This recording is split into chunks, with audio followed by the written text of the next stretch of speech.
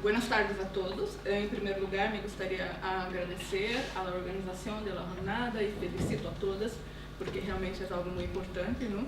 E o que vou apresentar hoje é algo sobre minha investigação e sobre minha metodologia, que se chama Poética de los Orixás, e como se dimensiona o feminino dentro deste contexto, não? Em primeiro lugar, para introduzir um pouco do quadro teórico, porque em realidade é o resultado de uma investigação de muitíssimos anos, que se marca dentro da etnocenologia, que é uma ciência que foi criada em 1995 em Paris, e também a antropologia teatral e os estudos afro-brasileiros, onde se conforma o candomblé. Que candomblé é uma religião de origem afro-brasileira, que se chama, que em realidade também é uma forma de culto, que está vinculado ao sagrado, mas tem um caráter espetacular, muito marcado, muito importante, e também estético, e parte de seus rituais são públicos, aunque haja uma diferenciação entre o privado, que é limitado aos iniciados, e o público, que é justamente um momento de confraternização. E os elementos que trabalham são os elementos públicos, não? Pero minha investigação, apenas para situar, é uma investigação que vem por um processo muito largo e que ha sido realizada desde dentro, pero partindo do teatro. Parti de um grupo de teatro que tinha, e então fomos fazer uma investigação no candomblé, e eu percebi que eram muitos elementos que eu não conseguia abarcar todo, e senti necessidade de profundizar, e por lo tanto sou iniciada desde 1990, e durante grande parte, muitos anos, he estado em um período de maturação, de incubação, o que seja, mas seguido todos os passos de los processos de iniciação, he hecho obrigações de 7 anos, que me converte em sacerdotisa. Então, eu sigo mantendo, é algo que hace parte de minha vida, e tardei mais de 10 anos para poder dimensionar dentro da investigação o que queria ser, porque já tinha muito claro desde o início a dimensão teatral que teria e o trabalho com outros atores, mas não tinha claro como ia levá-lo a cabo e muito menos por que meios. E comecei a trabalhar academicamente com isso em 2001 e a partir daí segui investigando academicamente para poder estabelecer uma fase de conceituação, para poder buscar um linguagem que me possa permitir uma investigação científica e acadêmica, e que culminou com o doutorado, e no qual, además de todo o que havia já investigado e incorporado a meu trabalho, também é aberto um pouco a questões interdisciplinares e transdisciplinares, não? Comecei dialogando com a antropologia social e cultural, isto ao princípio da investigação acadêmica, e depois passei também a outros elementos como a biologia, a física quântica, como também a neurociência e tudo. São elementos que não vou abordar aqui porque é muito amplo, mas de qualquer modo, a síntese de tudo isso é a poética de los orixás, que é justamente o processo de trabalho que apresento aqui. Bem, com relação ao trabalho da poética de los orixás, aqui tenho, por exemplo, para mostrar, para ensinar um pouco de lo que é, duas partes, duas vias, não? Uma é o trabalho com os atores, ou um trabalho que comecei trabalhando comigo e todo experimentando comigo, e outros são os fundamentos, o que realmente está na base disto, não? Que são mais profundos e subjetivos. O trabalho com os atores tem 3 fases, que uma é a investigação pura, que tem muito que ver com a deconstrução de todo o que está cristalizado, de abrir-se, porque não são elementos que são puramente físicos ou puramente intelectuais. Existe um conteúdo simbólico, arquetípico e muito personal, e se trata de buscar e de encontrar isto, o que é importante, o que é personal e o que realmente tem valor para cada um. Então, é primeiro um processo de deconstrução, depois um processo de incorporação, de recodificação, de trabalho de códigos e de familiarizar-se com isto, e depois, por fim, um processo de articulação, de ressignificação, pero já uma coisa muito mais limpa e maturada e tendo algum conhecimento, porque é muito importante ter, porque em realidade já quando chega a esse ponto de poder articular, há que ter um pouco mais de conhecimento, porque são coisas que a princípio parecem muito sencillas, mas tem uma difusão, tem aí um processo de amplificação muito importante, não? Tanto que eu comparo, por exemplo, ao efeito mariposa, que é muito conhecido, que está na formação da teoria do caos, não? Que é muito interessante, de que pequenos detalhes são importantes ao largo de um processo que depois se vai amplificando e se multiplicando. Os conceitos básicos, não, que trasladam de um contenido ao outro, de um universo ao outro, são, por exemplo, estes da energia, da articulação, do movimento. A energia foi muito trabalhada por Grotowski, foi muito trabalhada por Luiz Otávio Bournier também, que foi a pessoa sobre quem eu hice minha tese doutoral. E, incluso, Bournier faleceu antes de concluí-la. E no trabalho de Bournier, por exemplo, havia coisas que ha conseguido desenvolver, como a primeira fase, a segunda fase, mas lhe faltou na conclusão e lhe faltaram também outras coisas que tampouco vou discutir agora, porque o tempo é muito curto. Mas parto de três coisas que são conceitos muito conhecidos dentro do ritual do candomblé. Um deles é o conceito de axé. Axé nada mais é que energia, força vital, que está presente em tudo.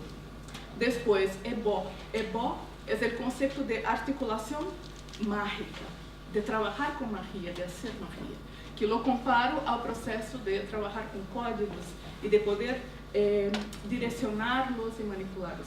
E, por fim, o xirê, que é a dança, que é o conjunto da dança dos orixás e todo, e a questão do movimento, ou seja, todo genera um movimento e está dentro de um contexto mais amplo, não?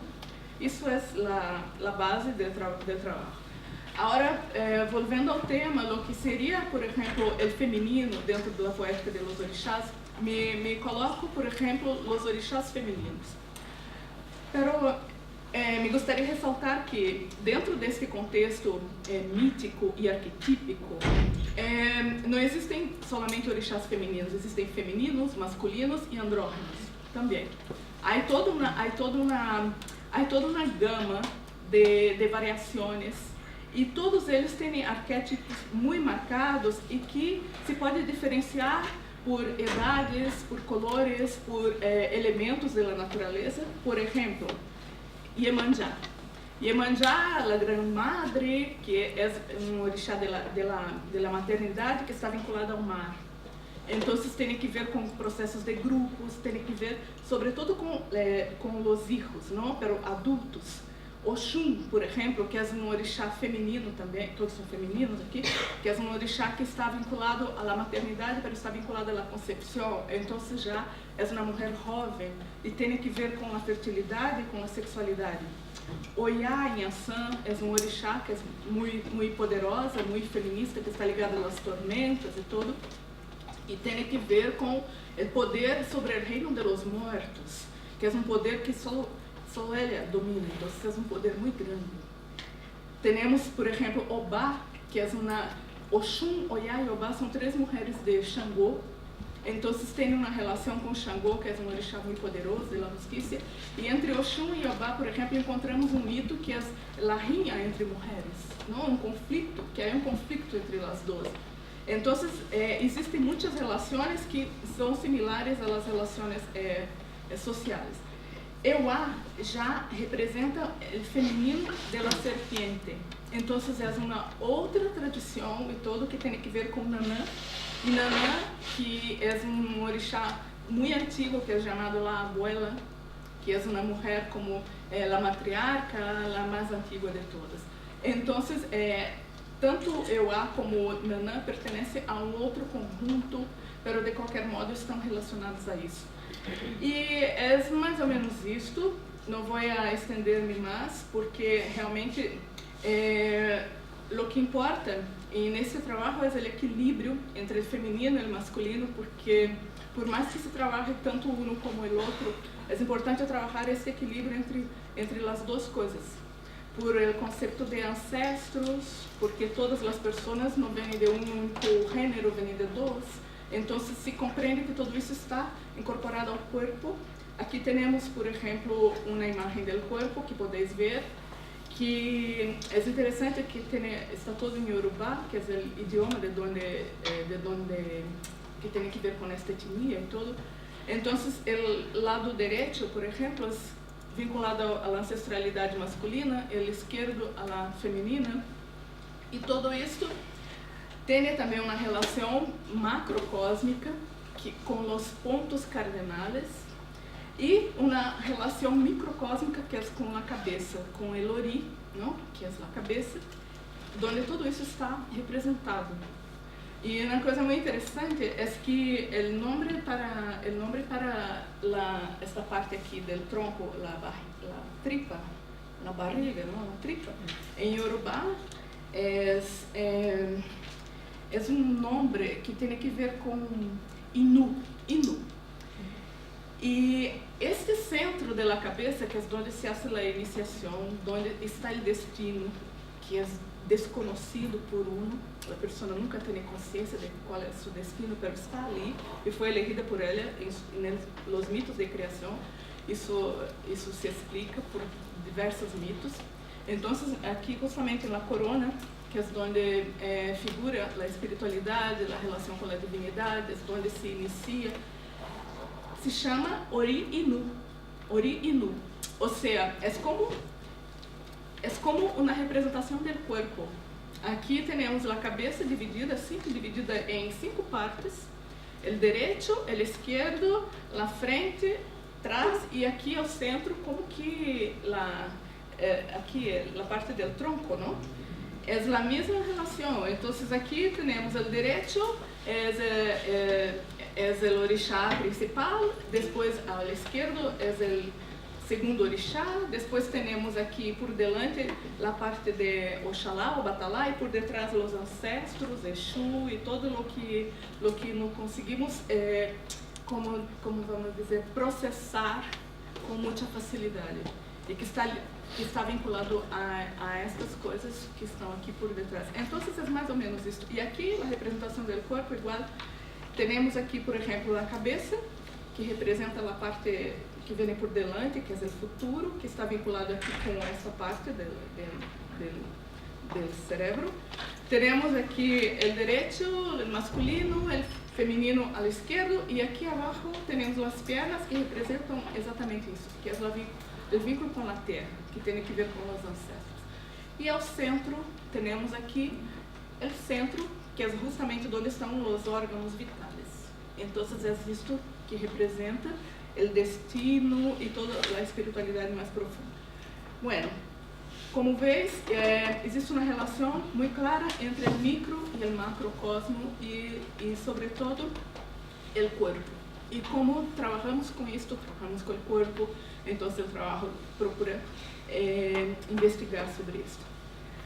E como conclusão, creio que procurei sintetizar, é somente uma pequena amostra do trabalho que hago e lhes invito, quando haga algum curso, algum taller, a participar e poderemos ver isto com mais profundidade, uma prática e todo, porque na realidade é um trabalho prático. Independente disso, também há publicações, a minha tese está publicada na página da Universidade de Juan Carlos, está disponibilizada ali, podeis vê-la. E também, claro, estou publicando, vou publicar esse trabalho com a bibliografia, com um pouco mais de detalhe de lo que he hecho aqui. Pero por agora, lhes agradeço muitíssimo. Muitas graças.